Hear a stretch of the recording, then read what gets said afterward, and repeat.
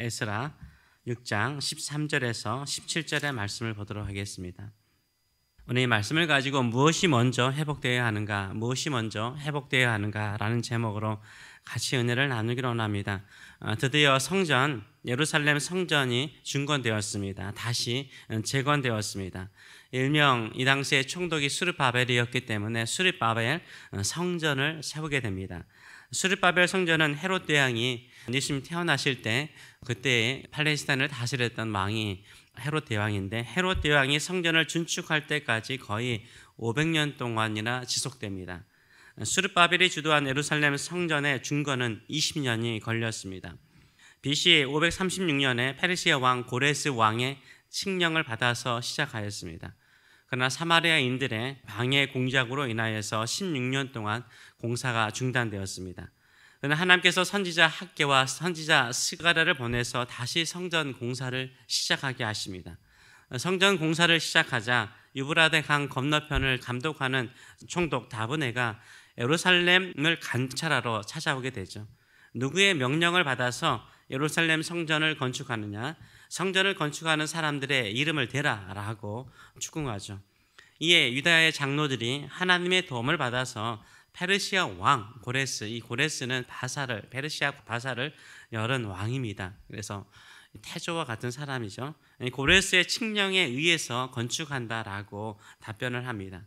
고레스 칙령이 있었는지를 확인하기 위해서 페르시아 왕 다리오에게 문의를 합니다. 문의하는 편지를 보내게 되죠.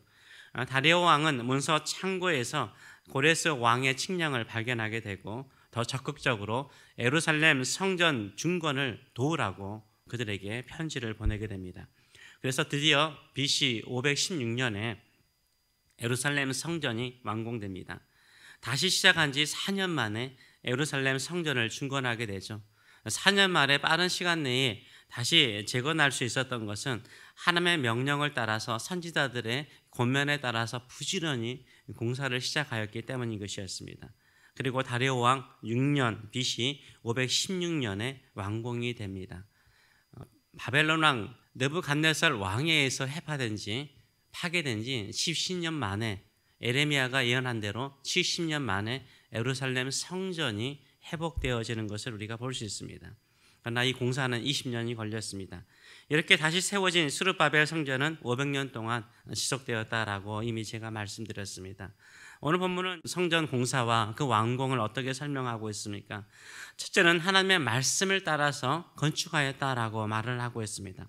14절의 말씀을 보게 되면 유다 사람의 장로들이 선지자 학개와 이도의 손자 스가랴의 권면을 따랐으므로 성전 건축하는 일이 형통한지라라고 말하고 있습니다. 이 성전 건축의 일이 형통한 이유가 무엇입니까? 바로 하나님께서 보내신 선지자 학개와 선지자 스가랴의 권면을 따라서 성전을 중건하였기 때문이라고 말하고 있어요. 그래서 하나님의 일, 하나님을 예배하는 성전 건축의 일은요, 하나님의 명령을 따라 행할 때 형통하는 줄 믿습니다. 우리 교회가 부흥하고 다시 한번 예배의 회복이 일어나는 일은 무엇입니까? 하나님의 말씀을 따라 예배할 때 형통할 줄 믿습니다. 하나님의 말씀을 따라 우리가 예배 드릴 때 하나님께서 우리 교회 안에 놀라운 부흥을 주실 줄 믿습니다. 힘들고 어려우면 다 인간적인 방법이라든가 인간적인 수단을 찾게 되죠.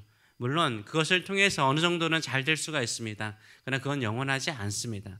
오직 하나님의 말씀을 따라서 하나님의 권면을 따라서 하나님께서 세우신 사람들의 권면을 따라서 세워갈 때 능력 있는 예배가 회복되어지는 줄 믿습니다. 그래서 하나님의 권면을 따라서 예배를 드리는 교회가 될 수 있도록 기도해 주시는 저와 여러분 되시길 축원합니다. 둘째로는 하나님의 명령뿐만 아니라 페르시아 왕들의 조서를 통해서 성전을 건축하였다라고 말을 하고 있습니다. 14절 하반절과 15절의 말씀을 보게 되면 이스라엘 하나님의 명령과 이스라엘 하나님의 명령은 스가랴와 학개를 통해서 주어진 일이고 또 이미 예레미야를 통해서 예언된 말씀이었습니다. 바사왕 고레스와 다리오와 아닥사스의 조서를 따라 성전을 건축하며 일을 끝냈다라고 말을 하고 있어요. 이 고레스 왕과 다리오 왕과 아닥사스다 왕이 언급되어지고 있습니다. 이들은 페르시아 왕이었습니다. 바사 왕이었습니다. 하나님께서 선지자를 통해서 말씀을 통해서 성전 공사를 도와줄 뿐만 아니라 그 당시에 세상의 패권을 잡고 있었던 이 바사 페르시아의 3명의 왕들의 마음까지 움직여서 하나님께서 일하시는 것을 우리가 볼 수 있습니다. 대제국의 왕들까지 성전 건축을 위해서 사용하시는 것을 볼 수 있습니다. 우리가 하나님을 온전하게 예배하고 하나님께서 영광을 받기를 바라는 마음으로 예배를 시작하면 세상에 권력 있는 사람들의 마음까지 움직여서 하나님께 온전한 예배, 놀라운 역사가 일어날 줄 믿습니다. 이런 믿음을 가지고 계속해서 예배하시는 저와 여러분 되시길 축원합니다. 실제로는 성전 봉헌식을 행했다라고 말을 하고 있습니다. 16절에서 17절의 말씀을 보게 되면 이스라엘 자손과 제사장들과 레위 사람들과 기타 사로잡혔던 자의 자손이 즉 돌아왔던 귀환했던 자들의 자손이 즐거이 하나님의 성전 봉헌식을 행하니 하나님의 성전 봉헌식을 행할 때 숫소 100마리와 순양 200마리와 어린 양 400마리를 드리고 또 이스라엘 지파의 수를 따라 순염소 12마리로 이스라엘 전체를 위하여 속죄제를 드렸다라고 말을 하고 있습니다. 신명기의 말씀을 보게 되면 집을 짓더라도 그 집을 지을 때 하나님께 감사의 예배를, 감사의 제사를 드리라라고 명령을 하고 있습니다. 하물며 하나님을 섬기는 하나님의 집을 세운다면, 성전을 지은다면 봉헌식을 행하는 것이 자연스러운 것이죠. 그런데 남유다도 망하였고 북이스라엘도 망하였습니다. 이미 이스라엘 나라 자체가 사라져 버렸습니다. 그런데 다시 성전을 회복하였습니다. 이때 이 성전 안에 모인 사람들은 제사장들과 레위 사람들뿐만 아니라 사로잡혀서 돌아온 사람들이었습니다. 그들은 유다 지파 사람들이 다수, 베냐민 지파 사람들이 다수를 이루었지만 소수를 이루는 10지파를 무시하지 않았습니다. 그래서 12지파를 대표하는 수염소 12마리로 속죄제를 드림을 통해서 모든 이스라엘 지파가 회복되어졌음을, 함께 예배드리고 회복되어졌음을 봉헌하고 있는 것을 우리가 볼 수 있습니다. 수가 많거나 적거나 함께 봉헌하는 것을 우리가 볼 수 있습니다. 넷째로는 제사장들과 레위 사람들의 직무를 회복하고 성전 기능을 회복하고 있습니다. 18절의 말씀을 보게 되면 제사장을 그 분반대로 레위 사람을 그 순차대로 세워서 예루살렘에서 하나님을 섬기게 하되 모세의 책에 기록된 대로 하게 하였다라고 설명해 주고 있습니다. 다시 한번 제사장들의 직무를 회복시켜주고 레위 지파 사람들이 해야 될 그 순번을 따라서 봉사해야 될 봉사의 직무를 회복시켜주고 예루살렘 성전을 하나님께 예배를 드리는 것이죠. 제사를 드리는 것이죠. 그 제사를 모세의 율법을 따라서 모세의 법을 따라서 하나님의 말씀을 따라서 온전하게 예배를 드릴 수 있도록 회복하는 것을 볼 수 있습니다.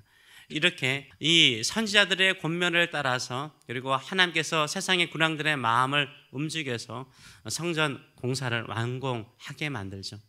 이 헤롯이 다시 증축을 했는데 그 증축 전까지 스룹바벨의 성전이 500년 동안 흩어진 백성들이 와서 예배를 드리는 성전이 되는 것을 우리가 볼 수 있습니다. 이렇게 예배 회복에는 시간이 걸립니다. 가서 고레스 칙령을 받고 곧바로 성전을 건축할 수 있을 것이라고 생각했죠. 왜냐하면 필요한 모든 제목들을 고레스 칙령에 의하면 다 제공하도록 하거든요. 돌이라든가 나무들 다 제공하도록 해요. 열심히 하면 3년 내에 완공할 수 있을 줄 알았는데 방해 공작이 있었죠. 하나님의 선한 일을 할 때는 어려운 일이 있는 것입니다. 그런데 하나님께서 그 20년을 지연시켰는데 결국 그것이 바로 예루살렘 성전이 해파되고 예루살렘 성전이 완공되는 70년의 기간인데 그 70년의 기간을 채우는 것을 우리가 볼 수 있어요. 그래서 우리가 하나님의 목적을 따라서 하나님의 뜻을 따라서 행할 때도요, 지연되어질 때가 있고 힘들 때가 있어요. 이건 우리가 기도하고 더 열심히 그 성전 공사에 대한 열정을 회복시키기 위해서 하나님께서 주시는 마음인 줄 믿습니다. 그렇기 때문에 나중에 다시 16년이 지나고 스가랴와 학개의 선지자의 권면을 따라서 성전을 재건할 때는요, 얼마나 부지런히 성전 공사를 했는지 몰라요.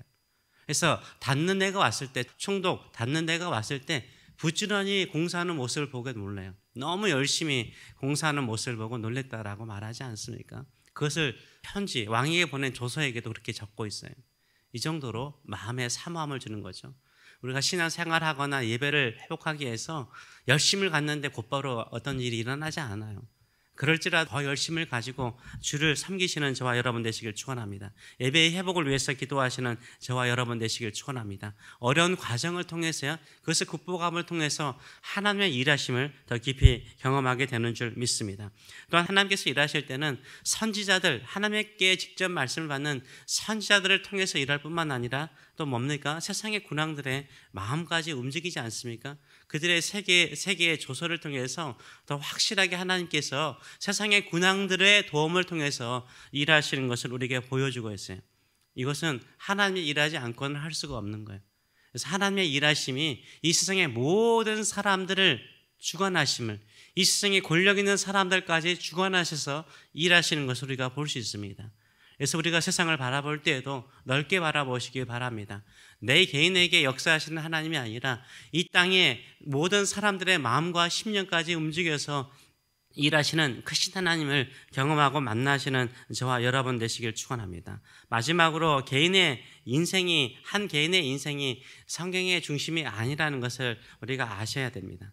성경은 하나님의 말씀이죠. 하나님과 하나님의 백성과의 관계에 대한 말씀이에요. 하나님과 하나님의 백성 간의 관계에 대한 말씀이에요. 그래서 하나님께서 하나님의 백성들에게 주시는 말씀이죠.